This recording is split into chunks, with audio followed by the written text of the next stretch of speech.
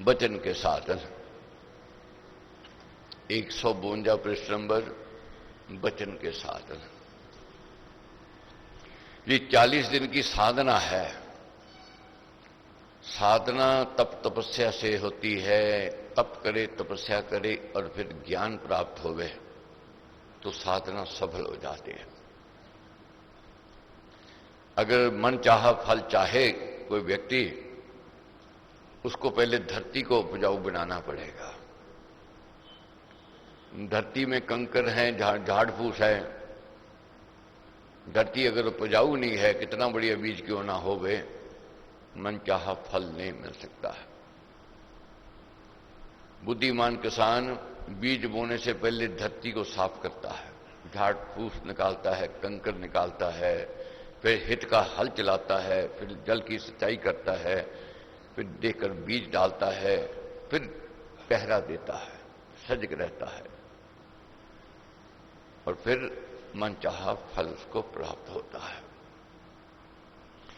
तो इसी प्रकार साधक के लिए सबसे पहले अपनी वाणी को साधना है। अगर वाणी सदेगी नहीं तो पात्र नहीं बन सकते, अधिकारी नहीं बन सकते हैं, मन चाहा फल प्राप्त नहीं हो सकता है। इस पर महाराज ने कैसे समझाया है। सुसाधन कहूं वचन के, सिमर देव भगवान, जिसकी महिमा अटल है परिपूर्ण ज्ञान। है परिपूर्ण ज्ञान, और इसमें कोई किंतु परंतु नहीं है। जिसकी महिमा अटल है, इसको साधना ही है, साधना ही चाहिए। साधने से ही फल प्राप्त होगा, नहीं तो ये वाणी दूर कर देगी दूसरे से। ये वाणी एक ऐसा यंत्र है और ऐसा शस्त्र भी है। दो मीठे बोल बोलने से प्रेम उमड़ता है, दो कटु बोल बोलने से कटुता, द्वेष भाव जागृत हो जाता है, दूरी हो जाती है। तो इसलिए महाराज कहते हैं, नहीं वचन का मोल है ये हीरा अनमोल, बोल बोलने से पूरा मुख में उसको तोल। बहुत बार ऐसा है, बिना सोचे, बिना तोले, बिना विचारे बोल देते हैं, फिर पछतावा होता है, मैंने क्यों कह दिया, मेरे को नहीं कहना चाहिए था। लाख फिर क्षमा मांगे, लाख माफी मांगे, वे बात नहीं बनती है। रहमन धागा प्रेम का मत तोड़ो चटकाए, टूटे तो जुड़े नहीं, जुड़े तो फिर गांठ पड़ जाए, फिर गांठ पड़ जावे। कितना यत्न कर लो मिलाने का, मिलेगा नहीं। इसलिए महाराज कहते हैं, हीरा वचन ना खोइए, व्यर्थ बात के बीच, मिथ्या कथन जनवाद में दाल द्वेष के गीत। ये वचन जो है, इसको साधारण मत समझो, ये हीरा वचन है। हीरा वचन कैसे हैं? एक वचन की क्या कीमत है? सज्जन व्यक्ति कुछ कह दे मुख से, वह स्टाम से भी बड़ी होती है, और दुर्जन व्यक्ति लाख कहता जावे कि मैं वचन देता हूं, मैं सुगंध देता हूं, कुछ सुनेगा नहीं। और लाख उससे स्टाम लिखा लो तब भी वह पूरा नहीं उतरेगा। सज्जन से स्टाम लिखाने की जरूरत नहीं है, उसकी वाणी की कीमत है, उसकी वाणी की साख है।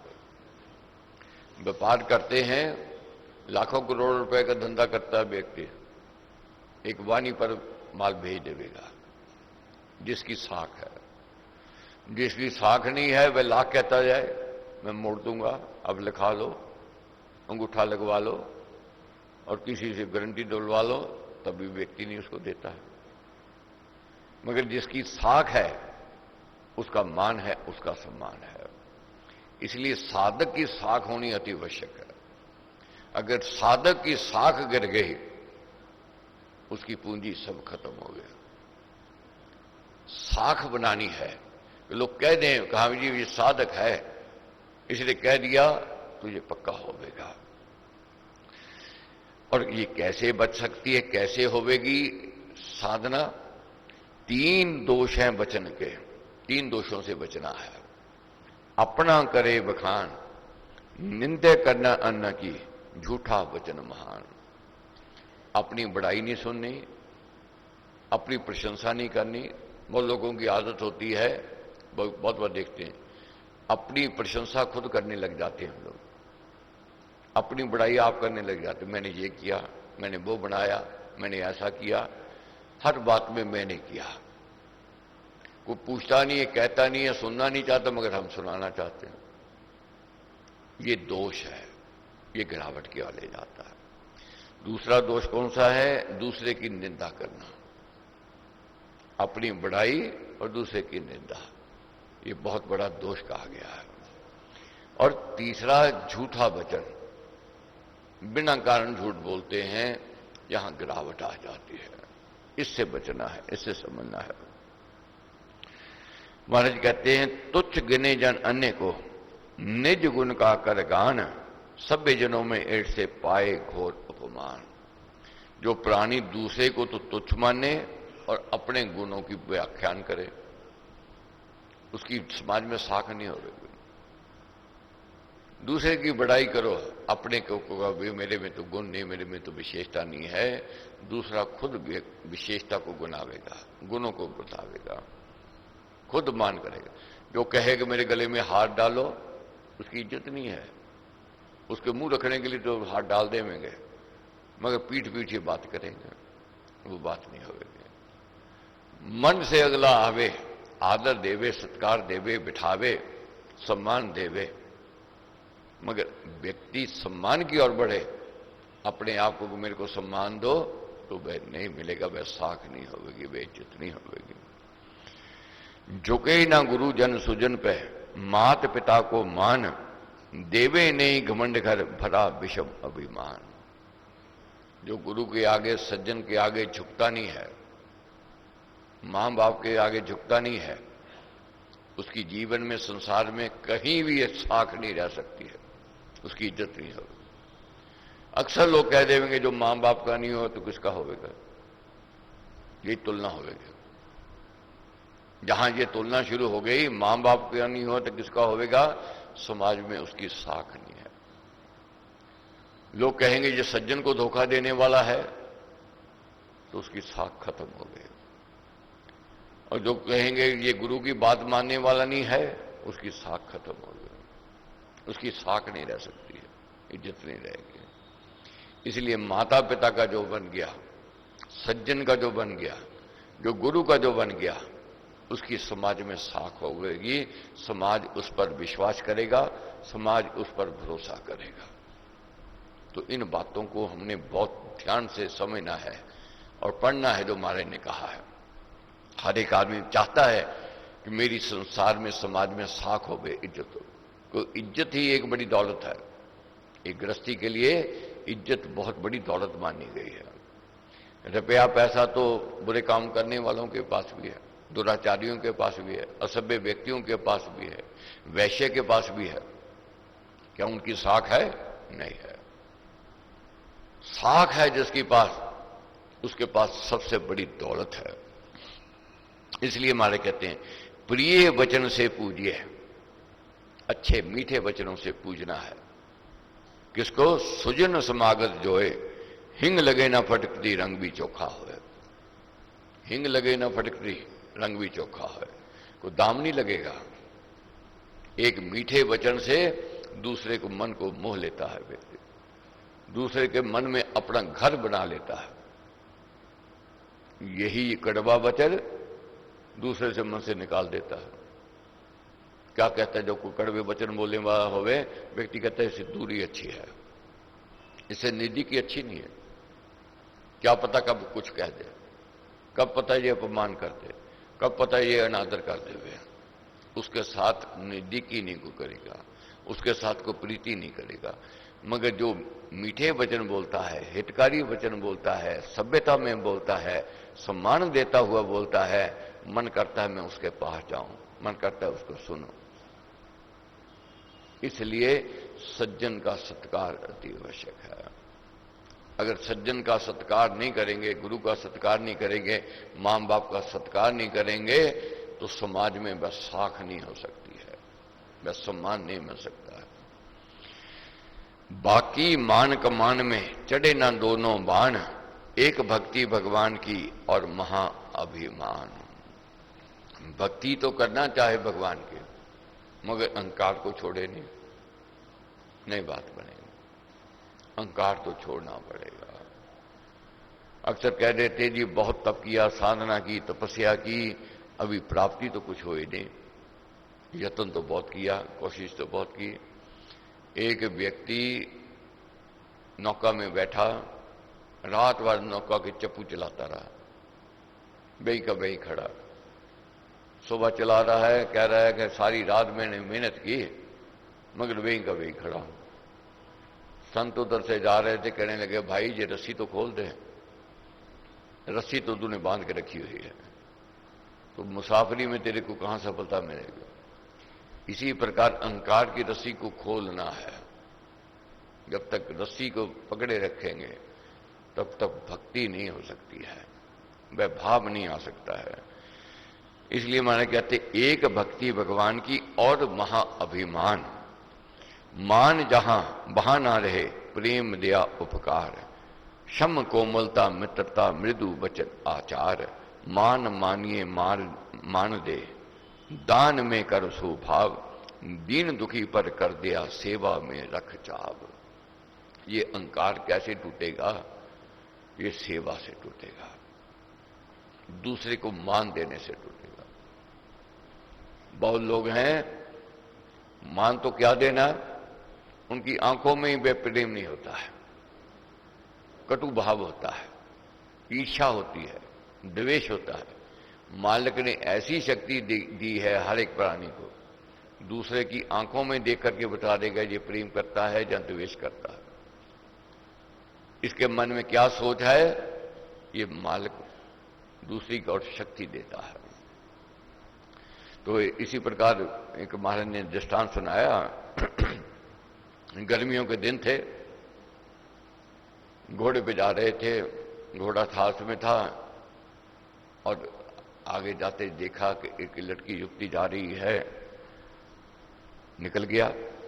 मगर जो लड़की का पिता था उसने घुड़सवार को आवाज दी कि भाई मेरी लड़की को ले जाओ, वहां जहां तूने जाना है उधर ही हमने जाना है, गर्मी के दिन है तो रास्ता कट जाएगा, ये कोमल है।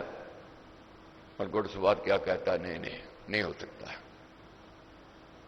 इनकार कर दिया। कहने लगा मेरी घोड़ी है, दो व्यक्ति को नहीं ले जा सकती है, गर्मी के दिन है, इनकार कर दिया। मगर थोड़ा आगे गया, वासना जागृत हो गई कि तू बड़ा मूर्ख है, मैं तेरे को अपने साथ लड़की भेज रहा है और तेरे को सो अवसर मिला था, तूने इनकार कर दिया। अब वासना जागृत हुई, वापस आ गया।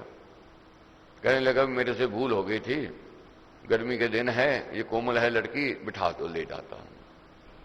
तो उधर क्या है, वह बुजुर्ग जो पिता था मन में सोच रहा था बड़ा मूर्ख है, जो जान ने तेरे को पहचानी है, तूने कह दिया लड़की को साथ ले जा। और मालिक का धन्यवाद कर रहा है कि मालिक तेरा धन्यवाद है, तूने आज बिठा लिया। उसके अंदर देव जागृत था, हो गया। तो क्या कहता है, उसने कहा लड़की को भेज दो साथ। कहने लगा नहीं। उसने कहा कि मेरे को किसी ने कहा, मेरे अंदर से प्रेरणा आई है कि जाओ भला कर दो। तो उसने उत्तर लड़की के पिता ने क्या कहा कि तेरे अंदर शैतान ने प्रेरणा दी है, मेरे अंदर देव ने प्रेरणा दी है, जाओ। ये देव देता है प्रेरणा, देव सहयोग देता है, देव ही बचाता है। किसको? सज्जन को, सभ्य व्यक्ति को। तो इसलिए महाराज कहते हैं निंदा करना बिगाड़िए मन की मधुर सुचाल, मैले पानी पाप से भरे न दिल का ताल। निंदा करना बिगाड़िए। निंदा करने से क्या होता है, मन की सुचाल, मन की चाल बदल जाती है, मन का व्यवहार बदल जाता है, मन फिर खोट देखने लग जाता है, मन खोटों में हो जाता है, मन बुराई में हो जाता है। तो इसलिए महाराज कहते हैं तोले जग में पाप सब, ध्यान तोला में आप, निंदा भारा पाप है सभी पाप का भाव।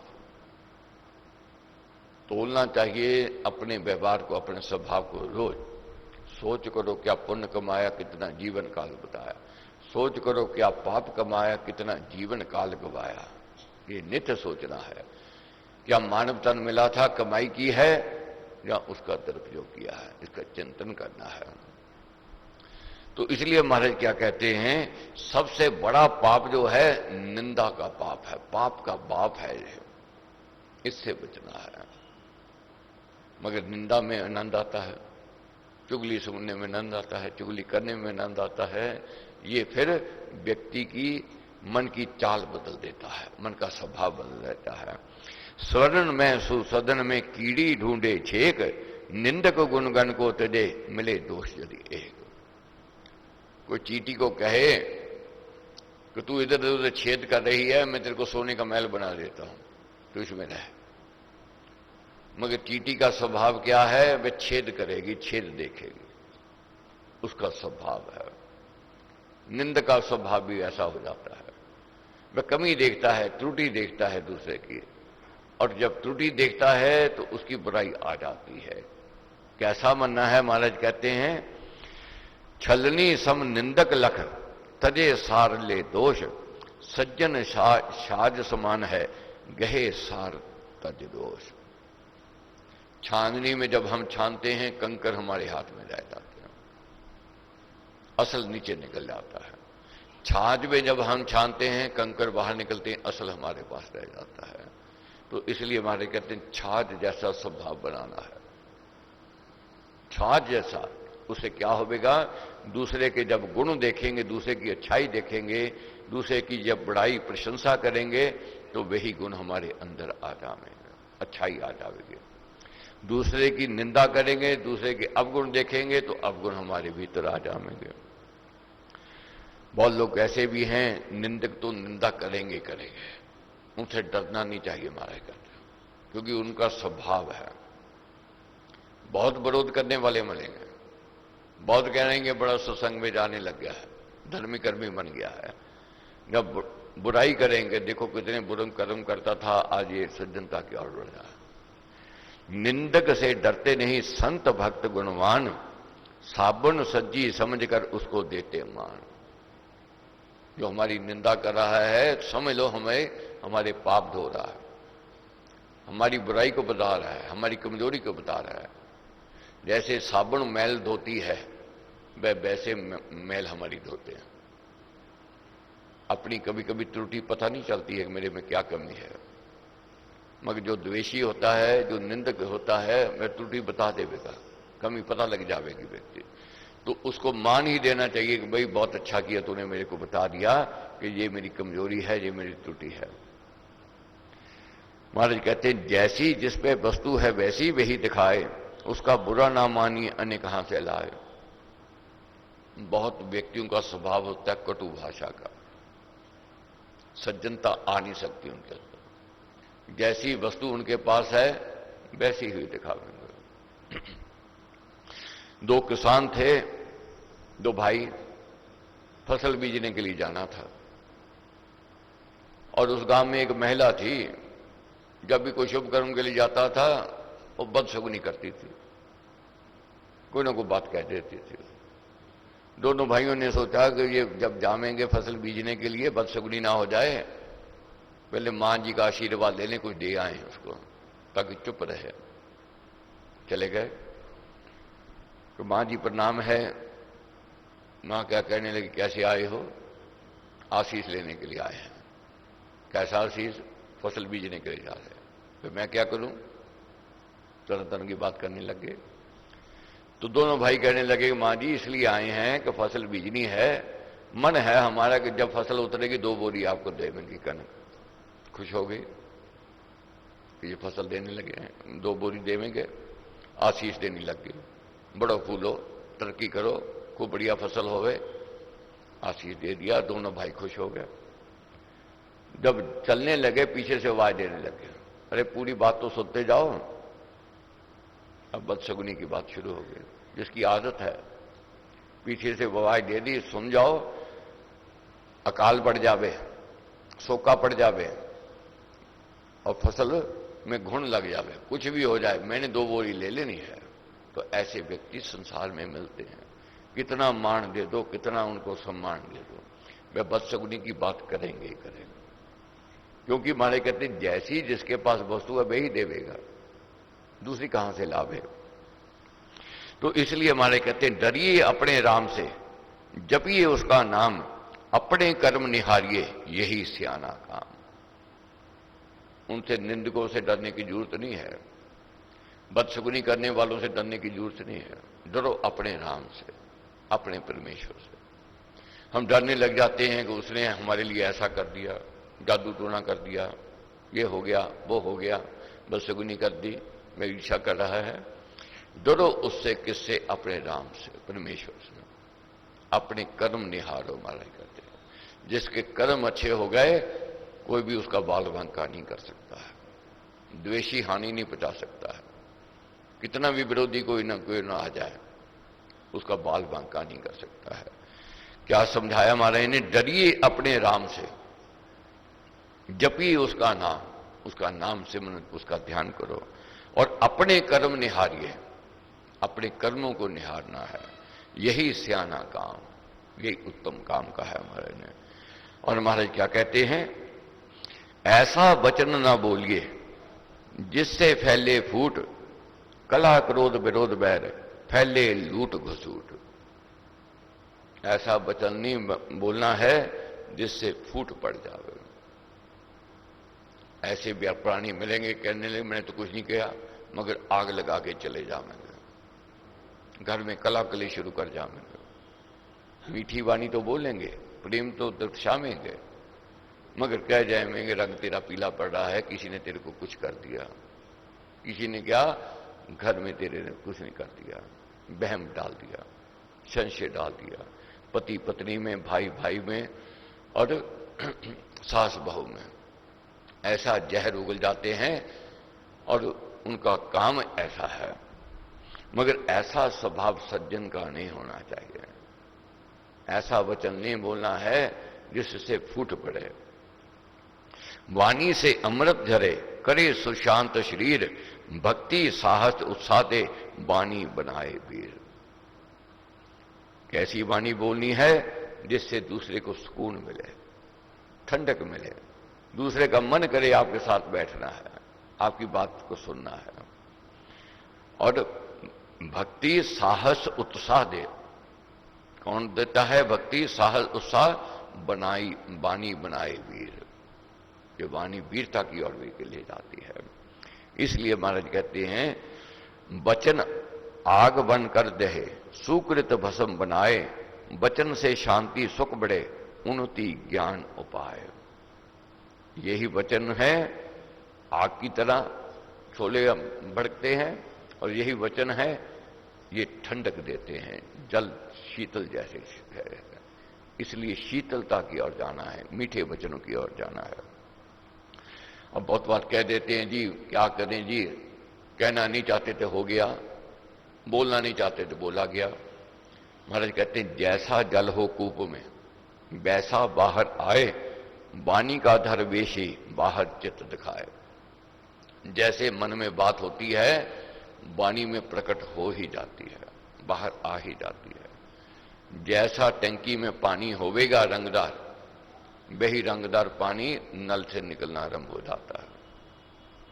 काला पानी है तो काला, नीला है नीला, लाल है तो लाल, निकलेगा निकला। इसी प्रकार जैसे विचार किसी के हैं वाणी से वह झरने लग जाएंगे। प्रतिबिंब ही जानिए वाणी दिल का सार, जिसका भीतर विमल है उसके शुद्ध विचार। जिसका अंतःकरण शुद्ध है उसका व्यवहार भी पवित्र होगा, स्वभाव भी अच्छा होगा, वाणी में मिठास भी होगी, उसमें दया भी होगी, उदारता भी होगी। इसलिए महाराज कहते हैं संतो वाणी साध लो, संतो वाणी को साध लो। जपो नाम भगवान, उसका नाम, उसका सिमरन करना है किसका? उस परमेश्वर का। अर्पण तन मन कर उसे, वचन सहित निज मान। तो ऐसी प्रेरणा जो महाराज ने दी है इसको हमने अपने जीवन में उतारना है। साधक हैं, साधना करनी चाहते हैं और साधक बनना चाहते हैं। चाहना है सज्जनता आवे और हम भी संत स्वरूप बने। भगवत कृपा, गुरु महाराज का आशीर्वाद।